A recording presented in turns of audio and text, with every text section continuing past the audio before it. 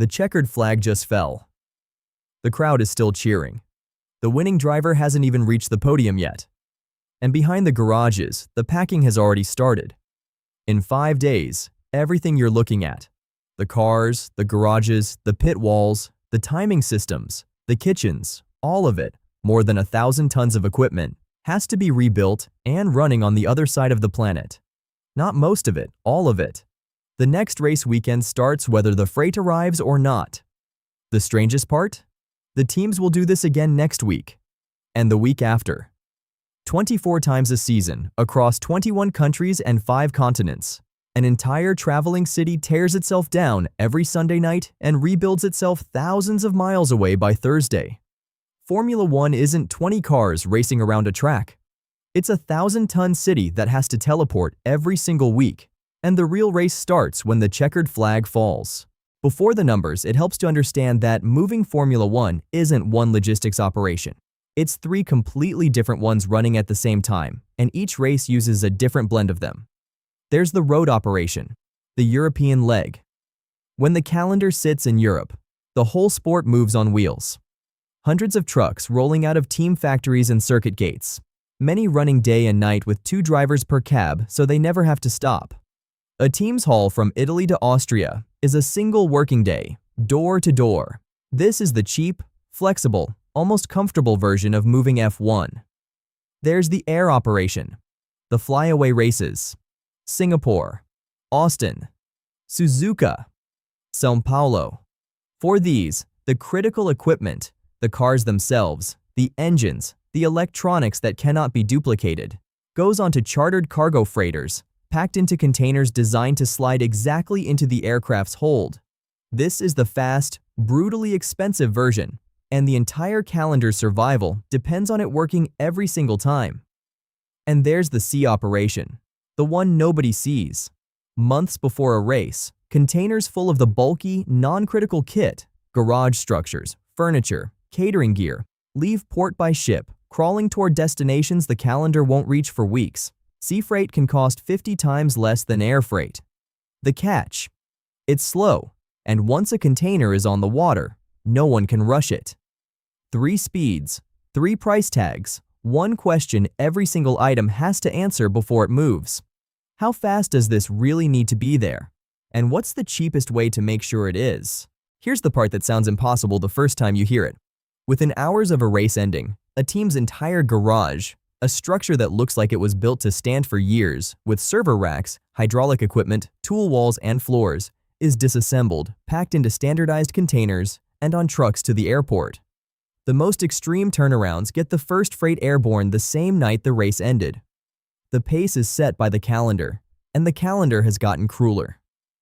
Modern seasons include back-to-back race weekends and triple headers, 3 races on 3 consecutive weekends, sometimes on different continents. Between those, the window from checkered flag to first practice session isn't a planning abstraction. It's roughly 100 hours, and every one of them is spoken for before the race even starts. Air shipments are expected to be in position, sometimes across the world, within about a day and a half of collection. And the receiving end is just as tight. When freight lands, it doesn't trickle in conveniently.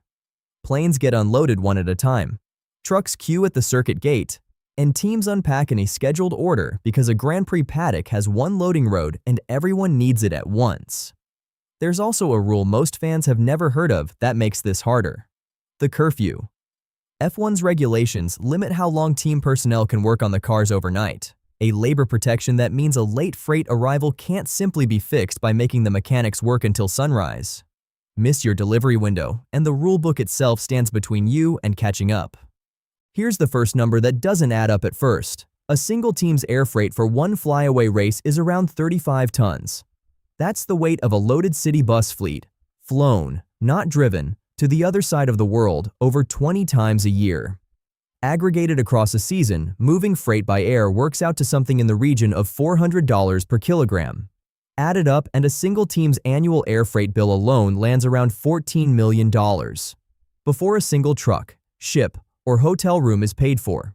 Across the whole paddock, the combined freight bill for 1 race weekend runs roughly $8 to $10 million.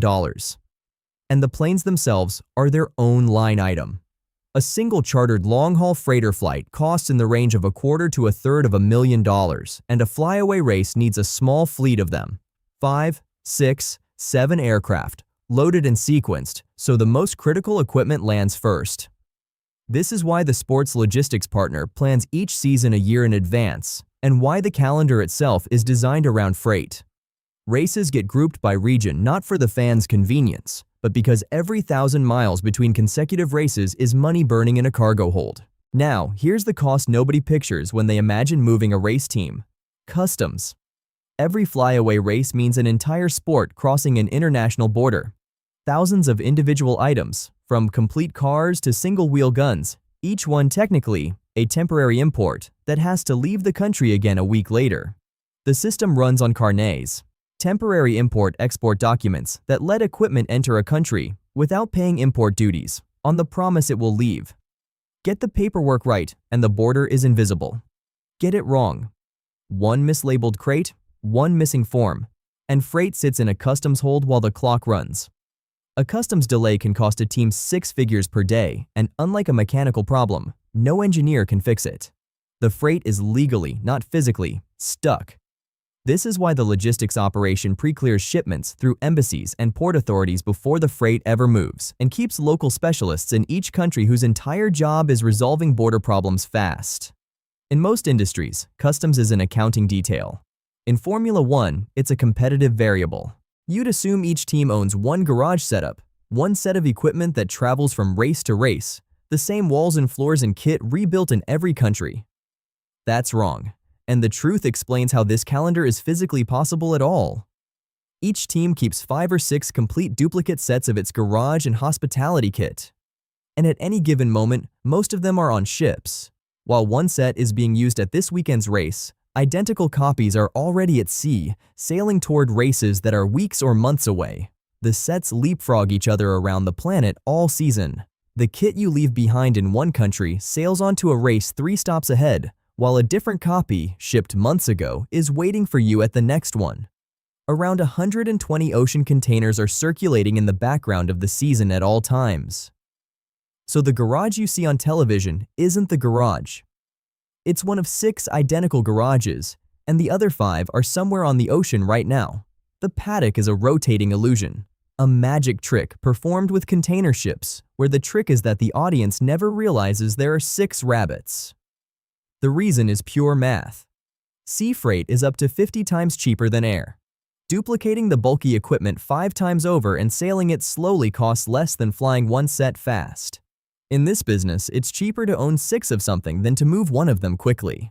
It's early on a November morning in 2021 at Mexico City's airport. The Mexican Grand Prix ended 2 days ago. 3 cargo planes are loaded and scheduled for Sao Paulo, carrying the one category of freight that has no duplicate sets sailing on any ocean: the cars themselves, the engines, the parts.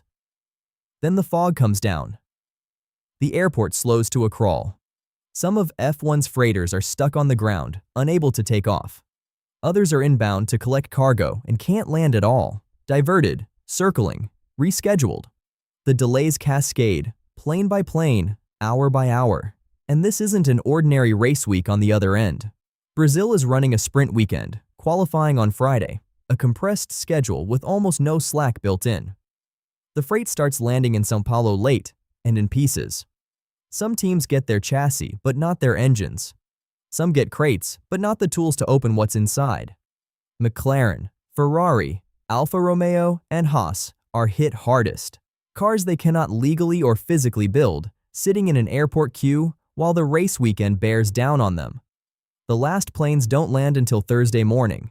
The final trucks from the airport roll into the circuit at Thursday lunchtime, with the first practice session less than a day away. What saves the weekend isn't heroics. It's rules being bent, in public, by the people who wrote them. The FIA waives the overnight curfew. The mechanics are allowed to work hours the rulebook normally forbids.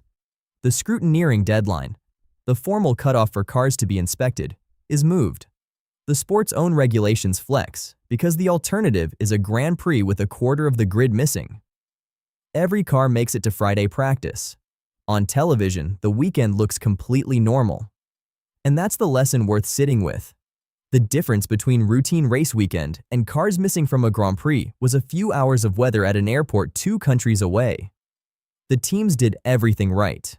The freight system did everything right. Fog doesn't care. In a supply chain with a 100-hour window, the margin for error isn't small. Some weeks it's 0 and the sport simply gets lucky with the weather. Let's put one flyaway race weekend's movement into real numbers. Total freight. Up to 1,200 tons of equipment moved to a single race. Cars, spares, tires, broadcast gear, hospitality. Per team, that's somewhere around 45 to 55 tons, of which roughly 35 tons flies. The airlift. 5 to 7 chartered freighters at a quarter to a third of $1,000,000 per flight. Call it around $2 million just for the planes, per flyaway. The paddock-wide freight bill, roughly $8 to $10 million for one race weekend. Across a full season, a single team's air freight alone reaches around $14 million. Now hold that against the thing everyone actually watches. The race lasts about 90 minutes. The logistics operation around it runs 365 days a year, planned 12 months in advance, with roughly 120 containers permanently at sea. Per minute of actual racing, the sport spends more moving itself than most companies spend existing.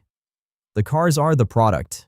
The freight is the business. The good weekend. The freight lands Monday evening, exactly on schedule. Containers clear customs untouched because the carnets were pre-filed weeks ago. The sea freight garage set was waiting at the circuit before the air freight even took off. Mechanics build the cars inside the legal curfew hours. Nobody works past midnight, and by Thursday, the paddock looks like it has stood there for years. The logistics team is invisible, which is the entire definition of their success. The bad weekend. A technical fault delays 2 cargo flights by 8 hours. This exact thing happened on the way into the 2025 Chinese Grand Prix, and it cost 4 of the sport's biggest teams their preparation schedule. The tire supplier's equipment arrives late too. The governing body grants emergency extensions to the curfew. Mechanics who just stepped off a 10-hour flight work into the night to build cars for a sprint weekend with a single practice session. Nothing is lost. No session is missed. But the entire margin of the system is spent quietly before a single lap is driven. One more delay anywhere in the chain, and there is no rule left to bend. The gap between those 2 weekends isn't talent, and it isn't money. It's hours, and the weather, the airports, and the customs desks that own them. Formula One was never really a race between 20 cars. It's a race between one checkered flag and the next, 1,000 tons against 100 hours, 24 times a year. And the drivers are just the part of the supply chain you're allowed to see.